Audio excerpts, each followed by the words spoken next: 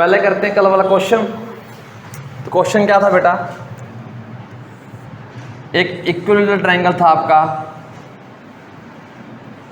उसके वर्टेक्स पर आपने मास रखे होते थे बेटा सारे, और साइड बेटा ए थी। क्या निकालनी थी सिस्टम की ग्रेविटेशनल पोटेंशियल एनर्जी। तो क्वेश्चन था फाइंड ग्रेविटेशनल पोटेंशियल एनर्जी। अच्छा, सबसे पहले बेटा हमें दो अगर मासेस दिए हुए हैं किसी सिस्टम के अंदर, ये वाले, एक मास बेटा m1 है, एक मास m2 है, और उनके सेंटर के बीच की डिस्टेंस कितनी है आपकी d मान लो या r मान लो। तो इस सिस्टम की पोटेंशियल एनर्जी कितनी, ग्रेविटेशनल पोटेंशियल एनर्जी, तो उसके लिए फॉर्मूला क्या था,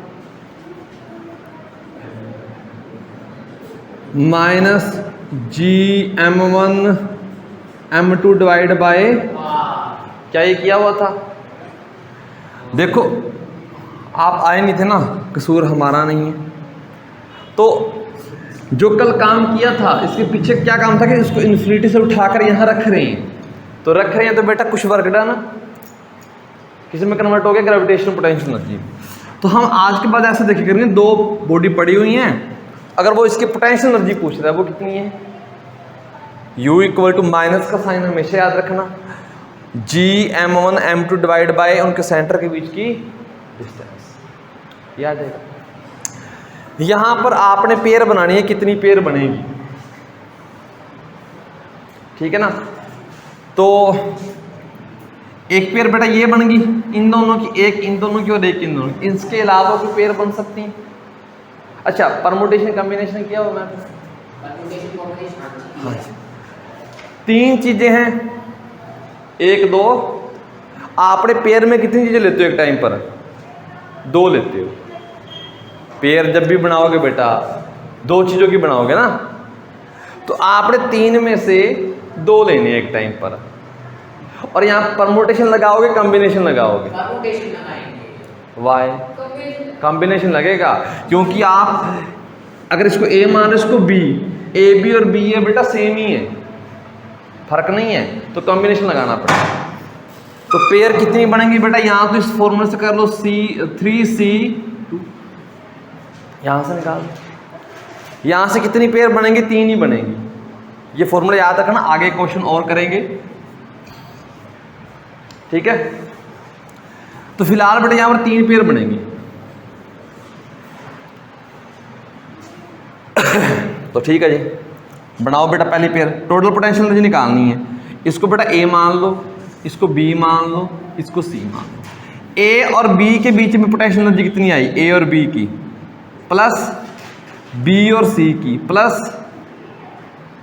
सी और ए की, इन दोनों की, फिर इन दोनों की, फिर इन दोनों की। तो फॉर्मूला बेटा सामने रखा हुआ है। तो पहले में फॉर्मूला जब लगाएंगे ए और बी में, तो बेटा फॉर्मूला क्या है, माइनस जी m1 m2 यानी कि दोनों m ही है, डिवाइड बेटा इनके बीच का गैप यानी कि a का स्क्वायर। अगला भी क्या आएगा, इन दोनों के बीच में m डिवाइड बाय a का स्क्वायर।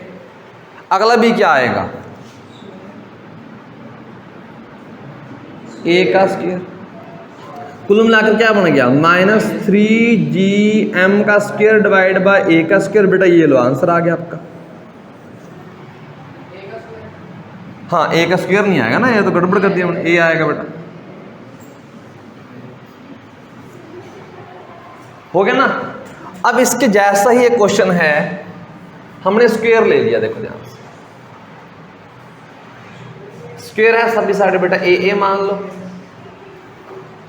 बेटा मास क्या रख लो, m ही रख लो सभी जगह पर, काम आसानी से। अब बताओ मुझे, पहले तो ये बताओ पेयर कितनी बनेगी, वैसे ऑब्जर्व किया या 4C2 से किया, देख के बता दो। आधे बच्चे सोच रहे हैं सर एक ये बन गई, एक ये दो, 3 4 तो 6 है, इस कॉम्बिनेशन में 6 आने चाहिए। 6 आने चाहिए ना, 6 बनेंगे यार, इन दोनों की नहीं बनेगी, इन दोनों की नहीं बनेगी, 12 पेयर बनेंगे। 12 नहीं बनेंगी लाटे, 6 बनेंगी, 6 बनेगी ना। यहाँ पर बेटा पेयर जब बनानी हो ना, ऐसा क्वेश्चन आ जाए तो बेटा किससे बनेगी, आप ऐसा सोच लो जैसे 4 है ना, 4 में से बेटा 2 लेने हैं, इसको ओपन कैसे करते हो, 4 फैक्टोरियल 2 फैक्टोरियल, 4 में से 2 फैक्टोरियल, यही करते हो। 4 फैक्टोरियल बेटा फिलहाल ऐसा कैसा रहने दो, ये 2 फैक्टोरियल, ये भी 2 फैक्टोरियल, ये बन जाता है 4 × 3 × 2 फैक्टोरियल डिवाइडेड बाय 2 फैक्टोरियल और 2 फैक्टोरियल, ये कट गया बेटा, ऊपर बनेगा 12 डिवाइडेड बाय 2 मल्टीप्लाई 1, तो 6 आ गया। ठीक है, 6 पेयर बने, कितना पता लग गया, अभी कहीं गड़बड़ ना कर दें हम। अब देखो ध्यान से पहले कि टोटल एनर्जी निकालनी है, तो बेटा इसका नाम ए रख दो, बी रख लो, सी रख लो, डी रख लो। तो सबसे पहले बेटा क्या बनेंगे, आप किसकी निकालोगे, ए बी की प्लस किसकी करोगे, बी सी की प्लस किसकी करोगे, सी डी की प्लस किसकी करोगे, डी ए की। 4 तो बेटा ये बन गई, लेकिन डायगोनल बच देते हैं ना, plus U A C plus you,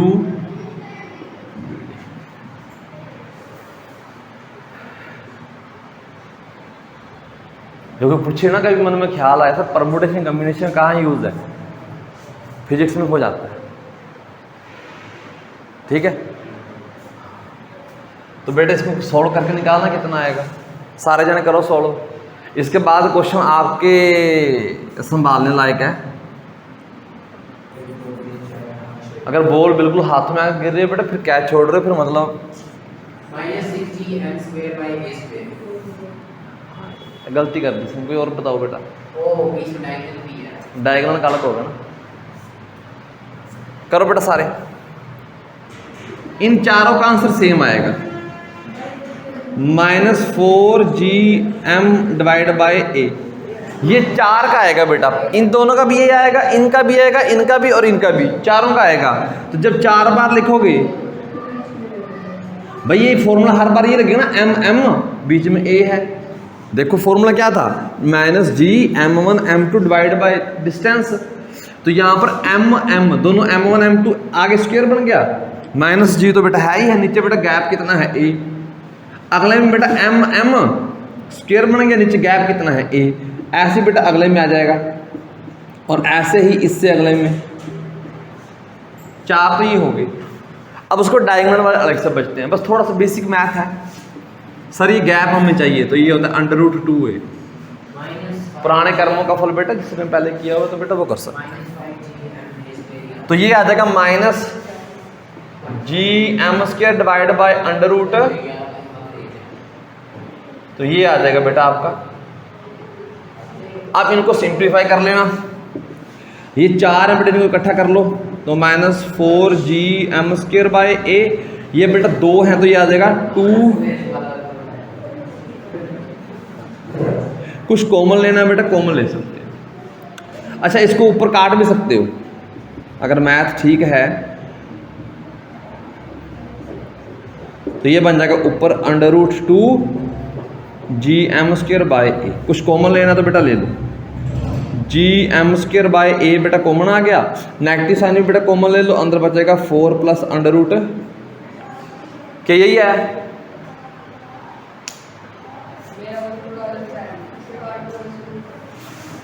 क्या पता है मुस्लिम के पास,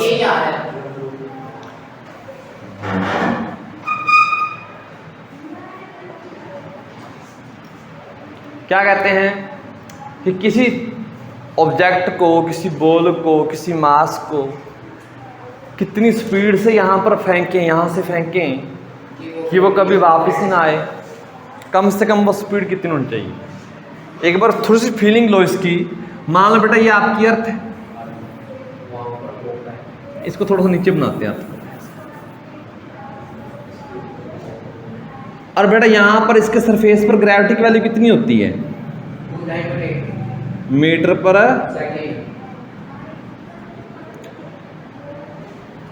होती है।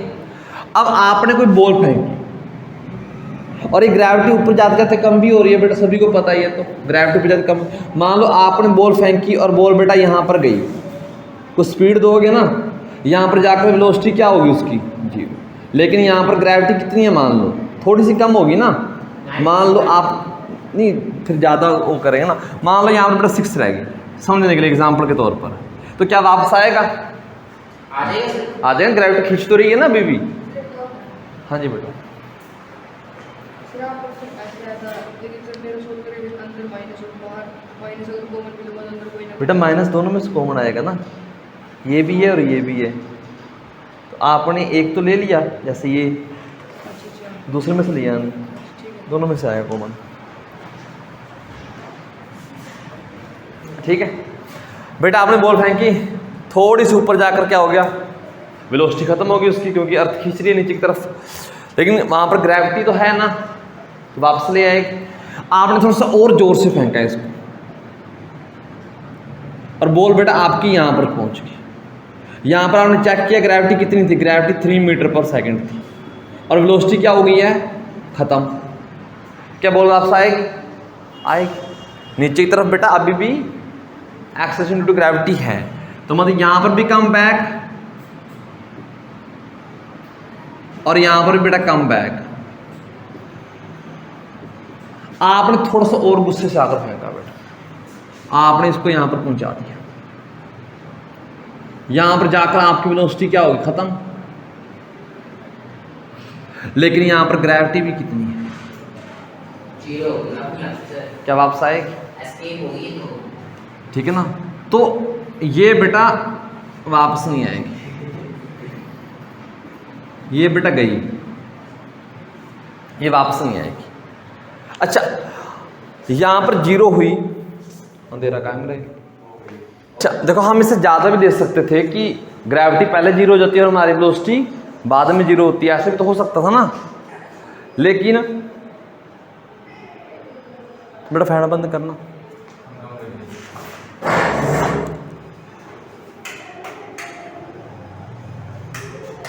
लाइट, अब फैन हो गया बंद, नहीं हुआ, लाइट बंद कर दिया आपने, ठीक है बस बैठ जाओ। अच्छा जी, तो वो केस भी हो सकता था कि आपकी वेलोसिटी 0 ना होती, लेकिन फील्ड पहले 0 हो जाता।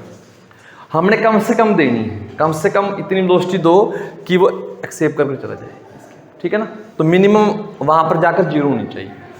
इस केस में ये वेलोसिटी निकालने की आपने कितनी दी, स्टार्टिंग में कितनी दी, थोड़ी सी बातें ध्यान से ऑब्जर्व करना। यहाँ पर जी क्या है, 0, तो जी होता कितना है, कैपिटल जी m/r का, क्या ये मेन फॉर्मूला यही है, यही है ना, यही है। इसमें r क्या था, r सर ये आपकी अर्थ की रेडियस प्लस h, इसको आगे सिंप्लीफाई किया गया था, लेकिन मेन फॉर्मूला बेटा यही होता है। तो बेटा देखो g कहाँ 0 होगा, मैथमेटिकली सोचो g कहाँ 0 होगा, r की वैल्यू कितनी होनी चाहिए, बहुत ज़्यादा होनी चाहिए, कितनी ज़्यादा होनी चाहिए।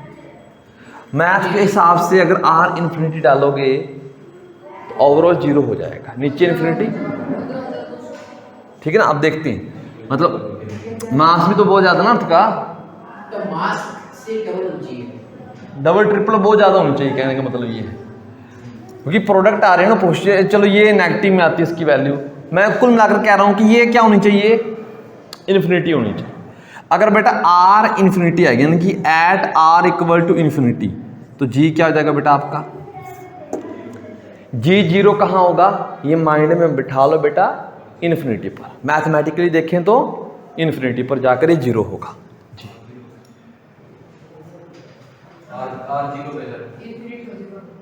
r अगर इन्फिनिटी रख दिया नीचे,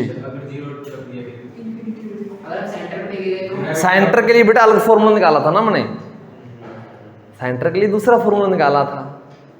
सेंटर के लिए फॉर्मूला क्या आया था आपका, सिंप्लीफाई करने के बाद सेंटर पर फॉर्मूला आया था आपका ये वाला, g1 - h/r। सेंटर नीचे जब जाओगे अर्थ के सेंटर पर, तो बेटा ये फॉर्मूला लगाना है। अगर अर्थ के सरफेस से ऊपर जा रहे हो बेटा, फिर ये है, ठीक है ना। चलो जी, आर इन्फिनिटी डालोगे तो जी जीरो हो जाएगा। तो अब इसके बाद मैं क्या करने जा रहा हूं, कंजर्वेशन ऑफ बेटा मैकेनिकल एनर्जी अप्लाई कर दें। कहने का मतलब क्या है, हमने ऑब्जेक्ट को कहां भेजना है बेटा, ऑब्जेक्ट को इन्फिनिटी पर भेजना है।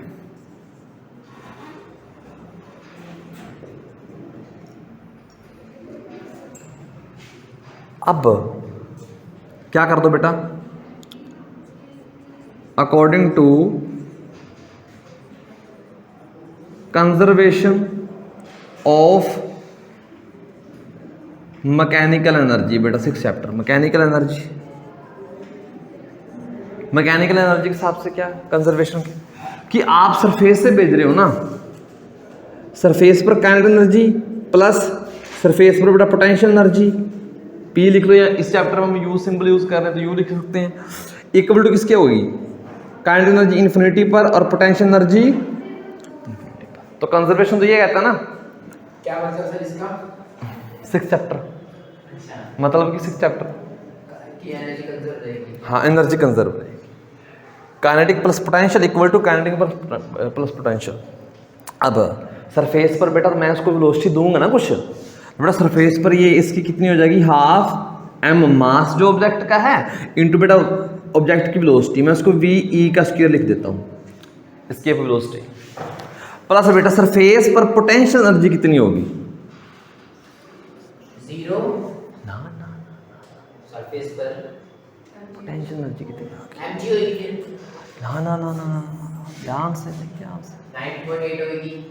अरे भाई साहब रुको जरा, यहाँ पर आपने छुटकू सा मास रख दिया बेटा। पोटेंशियल एनर्जी का फॉर्मूला क्या था, दो बॉडी के बीच में जब आप लगाते थे तो पोटेंशियल एनर्जी का फॉर्मूला था माइनस जी मास m1 m2 और उनके सेंटर के बीच का डिस्टेंस, इसका छोटा सा सेंटर होगा ना मान लो,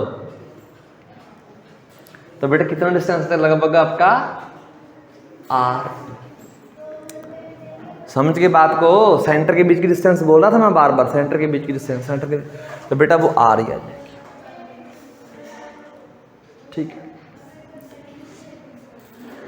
अब फिर बेटा कितनी आएगी, यूएस कितनी आ जाएगी, माइनस जी मास अर्थ का, मास बेटा ऑब्जेक्ट का डिवाइड बाय अर्थ की रेडियस इक्वल टू, अब बताओ ये क्या आएगी, अभिमन्यु काइनेटिक एनर्जी क्या आएगी इन्फिनिटी पर हमारे केस में, आपने बोल भेजी आप क्या चाहते हो कि जहां ग्रेविटेशनल फील्ड जीरो होगी ना, क्योंकि वेलोसिटी वहां पर हम क्या चाहते हैं जीरो हो, तो बेटा ये भी क्या हो जाएगी, क्यों, हाफ एम जीरो का स्क्वायर प्लस, हाँ जी कोई और जो बेटा आया हो बेटा, हाँ रितेश पोटेंशियल एनर्जी कितनी होगी इन्फिनिटी पे, ये तो मैंने बात बताई हुई है, इन्फिनिटी पर पोटेंशियल एनर्जी कितनी होती है, जीरो होती है यार, ये तो जंक्शन था हमारा, कल ही किया था, इन्फिनिटी पर पोटेंशियल एनर्जी बेटा जीरो, तो ये जीरो आ जाएगी। तो कुल मिलाकर बेटा यहां से क्या निकला, इक्वल टू जीरो, यानी कि half M V E square equal to G M E, M divide by R, ये उधर जाके प्लस का हो जाएगा बेटा, एम से एम मर गया तो वी ई का स्क्वायर कितना आ गया बेटा, 2gme डिवाइड बाय आर, तो वी ई कितना आ जाएगा बेटा, under root 2gme divide by R, बेटा ये फॉर्मूला डालो पॉकेट में, ये एस्केप वेलोसिटी,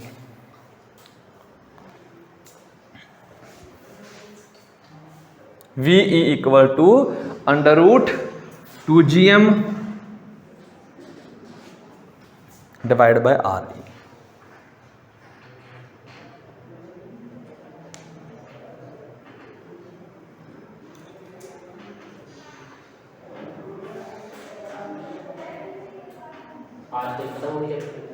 नहीं खत्म हो गया बेटा, भी एक दिन का काम हो रहा है,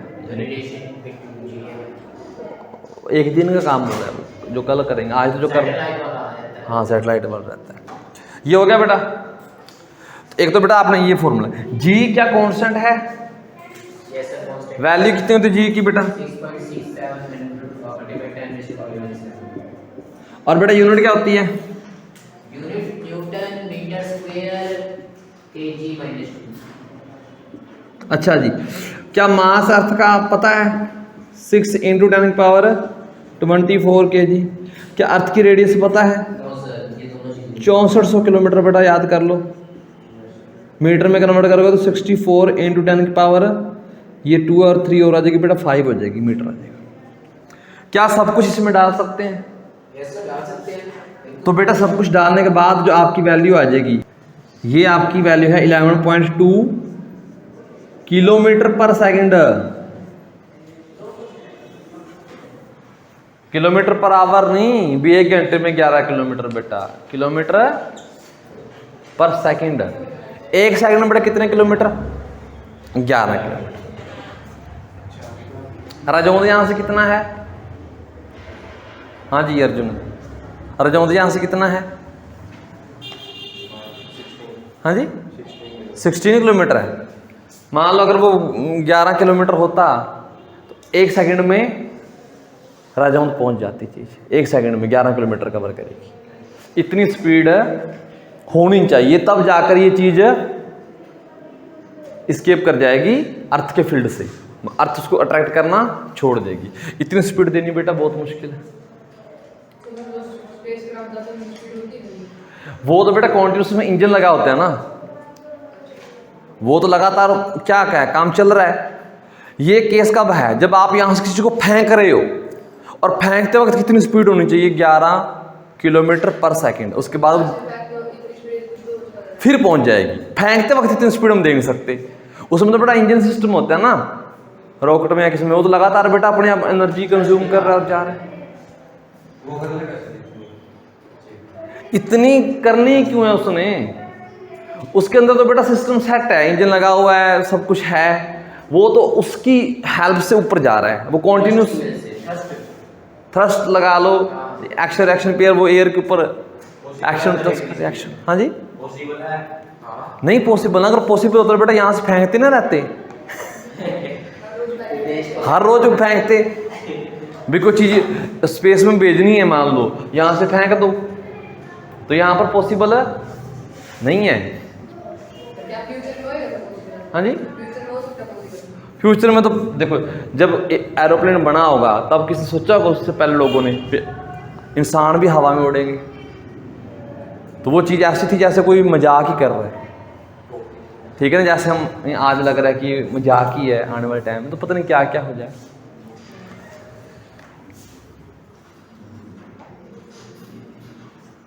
तो इंजन की एफिशिएंसी 100% नहीं है ना, ना ना, तो वो तो नहीं अचीव की जा सकती। वो नहीं की जा सकती। वो 100 के अप्रोक्सीमेट जा सकती है फ्यूचर में, लेकिन एग्जैक्ट 100 कभी नहीं आएगी। क्योंकि एग्जैक्ट 100 आने के लिए जो आपकी एनर्जी लॉस होती है फ्रिक्शन की फॉर्म में, इधर उधर, ठीक है ना, साउंड की फॉर्म में। जैसे गाड़ी होती है, मान लो नई गाड़ी की बेटा आवाज़ भी नहीं आती, स्टार्ट है या नहीं। अंदर बैठे हो ना, पता भी नहीं चलता कि नई गाड़ी के अंदर स्टार्ट हुई भी कि नहीं हुई, तो आवाज़ नहीं दे रहा इंजन, ठीक है ना। लेकिन यूज़ के साथ साथ उसकी आवाज़ आने लग जाएगी। और लेकिन फ्रिक्शन तो हमेशा रहेगा रहेगा। इंजन के अंदर जो पार्ट है मूव कर रहे हैं, जो भी कुछ हो रहा है बेटा, वहाँ पर फ्रिक्शन तो रहेगा रहेगा। फ्रिक्शन को हमेशा याद रखना, कभी जीरो नहीं किया जा सकता। अगर अर्थ पर रह रहे हो तो क्या किया जा सकता है? मिनिमाइज किया जा सकता है, ठीक है। तो चलो ये आ गया। एस्केप वेलोसिटी मास पर डिपेंड की, करेगी? कहाँ करी बेटा? नहीं करी, करेगी नहीं करेगी ना। तो चाहे 5 किलो का, चाहे 10 किलो का, चाहे जितना मर्जी बड़ी चीज़ है, फेंकना है तो वेलोसिटी कितनी चाहिए?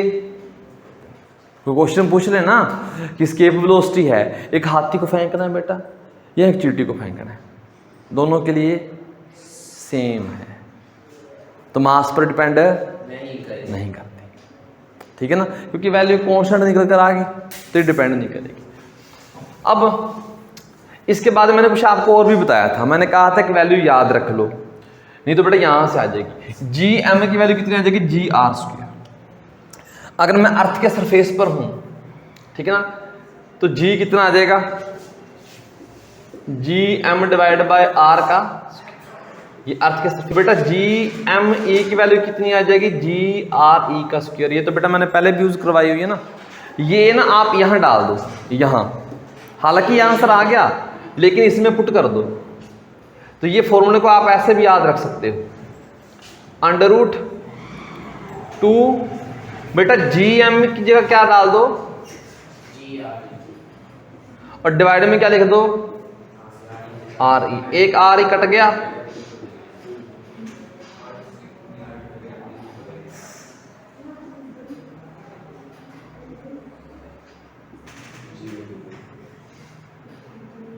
ये लो बेटा, एक फॉर्मूला ये आ गया। आपका काम है सोचना, ऐसा फॉर्मूला हमने ऑलरेडी कहीं ना कहीं पढ़ा हुआ है, इसके जैसे जैसा बेटा, ये वाला इसके जैसे जैसा पढ़ा हुआ है अभिमन्यु, इसी से करें सर, सोल्व करके करें, इसी से किया है। सोल्व करें। ठीक नहीं, ये तो चलो ठीक है, इससे पहले आने जो पहले चैप्टर किए हैं उसमें एक चैप्टर में बेटा ये फॉर्मूला आपने किया हुआ है, कहीं ना कहीं वेलोसिटी आई थी वर्टिकल मोशन में बेटा, याद आ रहा है ना कुछ, उसमें ऐसा फॉर्मूला कुछ ना कुछ बना था। हाँ, इस केस में वो पैराबोलिक पाथ या ऐसा कुछ काम था, तो वो आपका है, तो रिलेट कर लेना फटाफट उससे, क्योंकि याद कम चीजें रखनी पड़ेगी, ठीक है ना। तो अब इसको करते हैं escape velocity in the term of density. आज का टॉपिक है छोटा सा, वो 3-4 मिनट का काम है।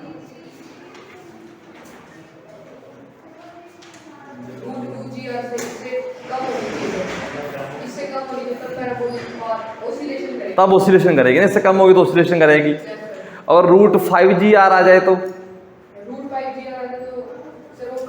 कंप्लीट सर्कल कर लेगी, और √5G और इसके बीच में आ गई तो पैराबोलिक पाथ है, वो स्लैग कर जाती है ना रस्सी, उस केस में। तो मतलब कुछ ऐसी थी, वो भी टर्म याद रखनी आसान है। चलो जी, अब करनी है escape velocity in the term of density.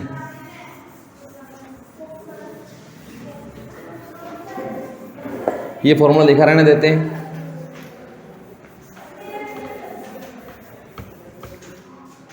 Escape velocity in the term of density. ये फॉर्मूला बेटा हमें याद रहना चाहिए, VE = √2GME divide bye R। तो बेटा हम अर्थ को क्या मान रहे हैं यहाँ पर, अर्थ को बेटा मान लो परफेक्ट स्फीयर। जितने रिजल्ट अर्थ को परफेक्ट स्फीयर मानकर किए गए हैं बेटा, वो अप्रोक्सीमेट है, लगभग एग्जैक्ट नहीं है, आपको पता है, लेकिन कुछ ना से कुछ होना तो अच्छा है। बताया था बेटा, इलिप्टिकल है, इलिप्टिकल भी नहीं है, इलिप्टिकल तो 2D शेप को बोलते हैं, ठीक है ना। इलिपॉइड ऐसा कुछ वर्ड है उसके लिए, जैसे पैराबोला होता है 2 डायमेंशन के लिए, पैराबोलॉइड वो 3 डायमेंशन में आ जाती चीज़, ठीक है ना। ऐसा तो हम इलिप्टिकल बोल दिया करेंगे, इलिप्टिकल शेप होती है अर्थ की लगभग।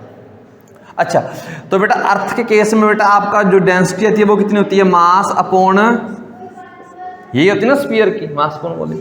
लेकिन स्फीयर है तो बेटा वॉल्यूम क्या आ जाएगा, अच्छा पहले मास निकाल लो ना, डेंसिटी इंटू वॉल्यूम।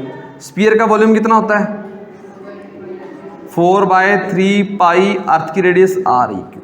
ये मास बेटा वहां डाल दो, बस इतना काम है, ये मास यहां डाल दो, 2GME मास मतलब ये आ जाएगा आपका ρ4/3 पाई R3 डिवाइड में बेटा क्या है RE।